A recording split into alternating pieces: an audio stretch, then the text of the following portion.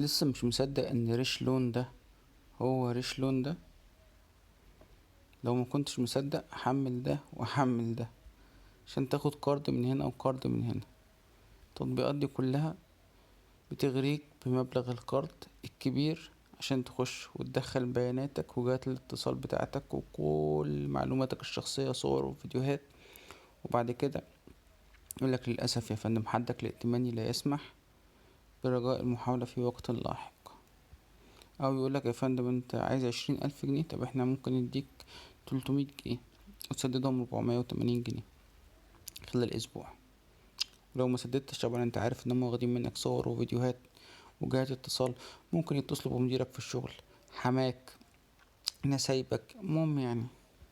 ما كنتش اعرف ان التطبيقات دي كلها بتغير كل يوم اسمها لاسم تاني واللوجو بتاعها للوجو تاني لمجرد سرقة البيانات.